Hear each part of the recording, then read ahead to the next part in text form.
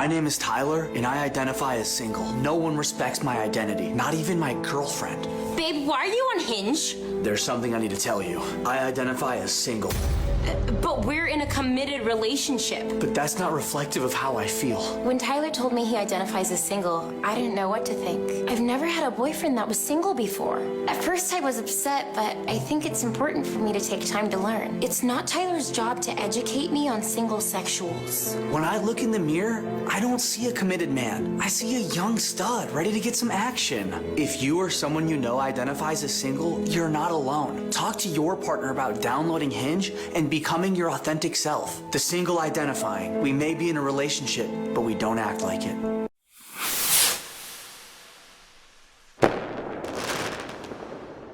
What's going on, everybody? I'm back with another new podcast. And today we're gonna take a look and see why men are not committing to marriage the same way anymore.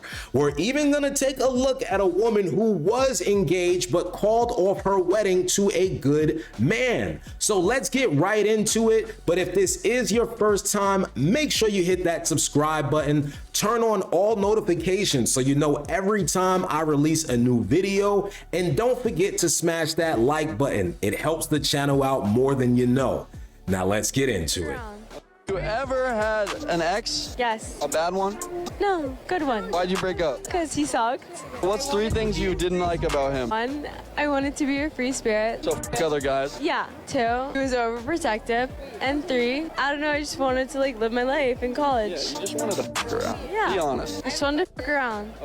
In the streets with a woman that you don't have authority over. And this ain't about being the boss or acting like I'm this, that, and the other. When it's real, when you in the streets with your woman, y'all in danger. If you don't know that, I'm telling you now. Right. The streets are crazy. These people out here mixing the Xannies and the perks together. It's wild out here. So y'all need to be ready for what can come and what probably will come. And one of the ways of being ready is you gotta listen to your man, because he's the one who's got to protect you. If you're with a man that you feel like you can't be safe with when you're in the streets, you probably don't need to be with him. Right. So if he tells you, look, babe, let's go to the car. I don't want to hear that. No, she better shut up talking to me and all like that. You know what I'm saying? Okay, I got you. You got to be like, yo, I said let's go. And if Right. there's any problems after that, you supposed to leave her. Because you're making it conditional. I feel like you have to grow to that point, though. But I'm like, you saying, don't like- just off the bat just be like, yeah, babe, of course, babe, sure, babe. It's not like that. You expect that from men, though. You expect, no, but what I'm saying is, the stuff that men are supposed to do, provide and protect, you expect that off top. And the things you're supposed to do, like submit and care and nurture, I have to earn that. Why is that? No. Care and nurture, no, because. The submission is part of that. Nah, because For men, it is. I feel like being submissive is just. It's okay. You can admit that there are double standards. I promise you, we already know.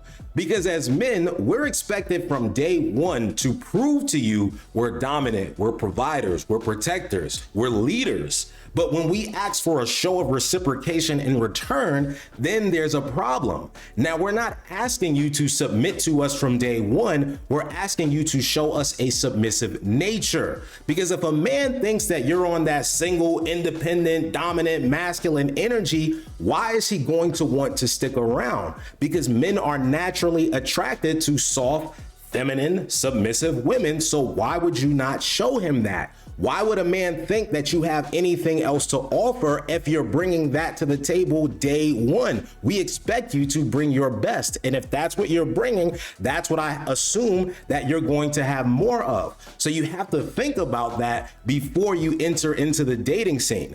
How do I want to be viewed? What's attractive to the person that I'm trying to attract? And can I offer them that? It don't even matter. I don't care what happened to you as I'm a 40-year-old man. You got a daughter? No, I don't. Because But we that's would not bear your But my feminine. point is this. My point is this. Right. You all wouldn't care if a man came to you feminine and said, my dad wasn't in my life. My mom didn't teach me this. You say, bro, you 38 years old. I don't want to deal with a feminine man that hasn't addressed his issues. So for me, dealing with a woman that way, I'm going to tell you the same thing. I understand you had issues or whatever growing up and you had to be a certain way, but I'm not going to put up with it as far as trying to be in a relationship with you because you don't know how to be a feminine woman. So what's a feminine woman? What's your definition? A woman that basks in her femininity. She knows how to be submissive to a man. She knows how to speak life into a man. She knows how to nurture. She knows how to take care of a home and take care of kids. She knows how to be accountable. She knows how to be reasonable. She knows how to be understanding when she's dealing with a man and knows which battles to choose when she's dealing with him.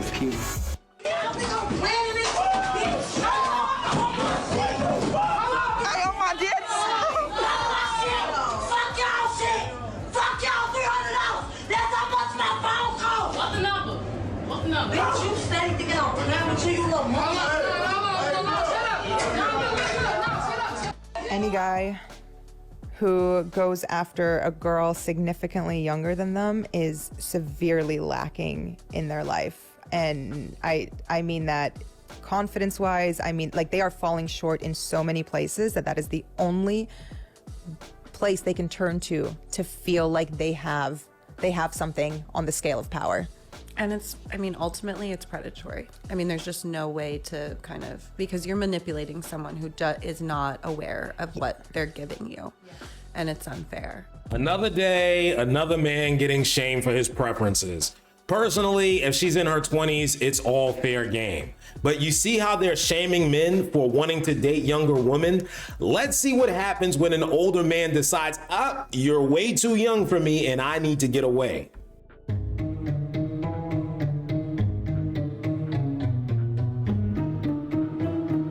The casting director calls my agent and my agent calls my mom and they're like, so she's not moving forward because the director felt like she was flirting with him and it made him really uncomfortable. What the are you talking about, man? I don't give what the I said. I don't care if I said eat my right now. She is 10 years old. Why ever would you think that?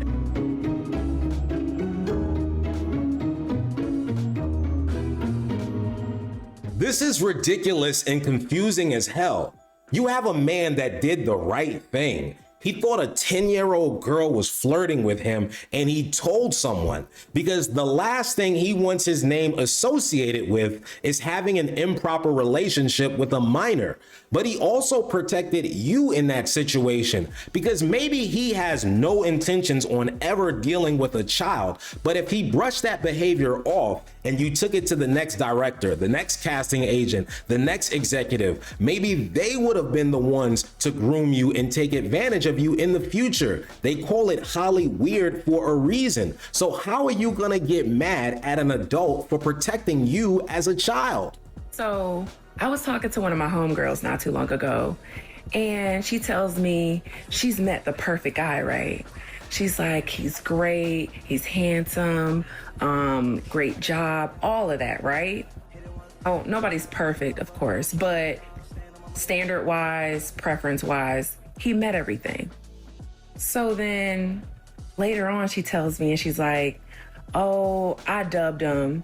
He's just not right for me. And I'm like, well, what happened? Like, everything was good. Like, you were saying, like, this could have been future hubby. Like, you was damn near on the right track for everything. Like, he was just matching up. You know what this woman tells me?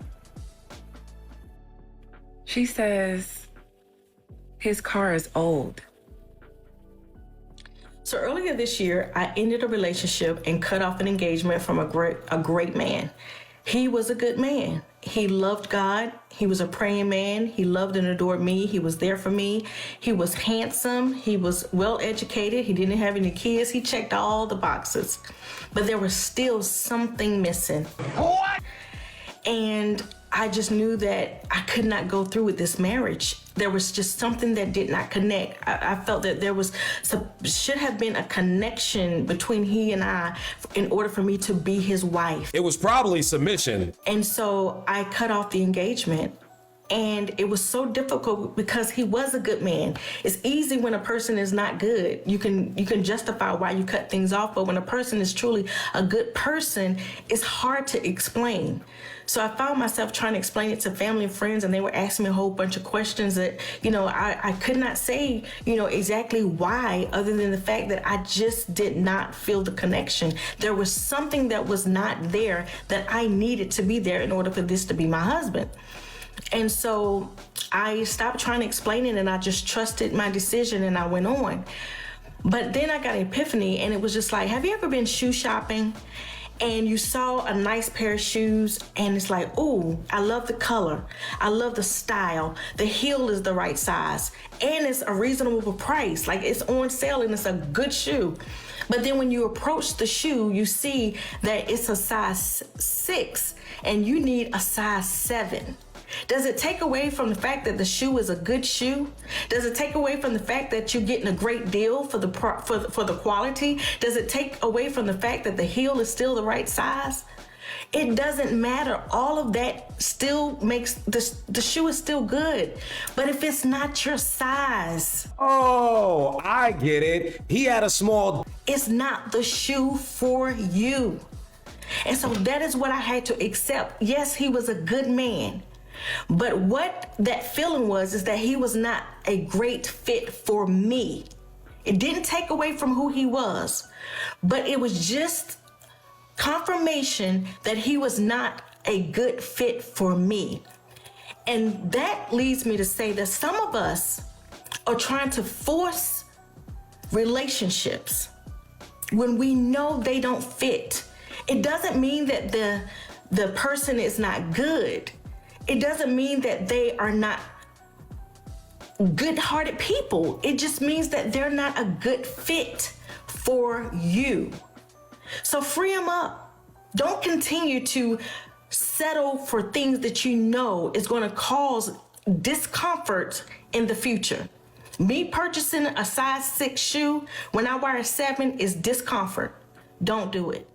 Now, I really do understand where she's coming from. Just because someone checks all of the boxes and looks good on paper, it doesn't mean you have the connection and chemistry to make a marriage work. That's fine. But at what point are we communicating that? Because you've essentially wasted his time and embarrassed him. He had to go out and buy a ring, plan a proposal, tell his family and friends that he's getting married, might have even put it on social media that she said yes. All for you to give the ring back at a later time. How embarrassing is that for him? And how many men have heard of women that have been through 2 to 3 engagements? So it's not just getting married and getting divorced men have to fear. They have to worry about getting engaged and getting left before the wedding date even occurs, because we're seeing that so much. And in 10 to 15 years, if she doesn't find another good man, she has no one to blame but herself. And we do not want to see you on social media talking about you can't find a good man because you had one. You found him and you let him go. But that's gonna do it with this video. So subscribe to the channel, like the video, and if you guys have anything to say, please leave it in the comments below. And until another time, I'll see you guys later.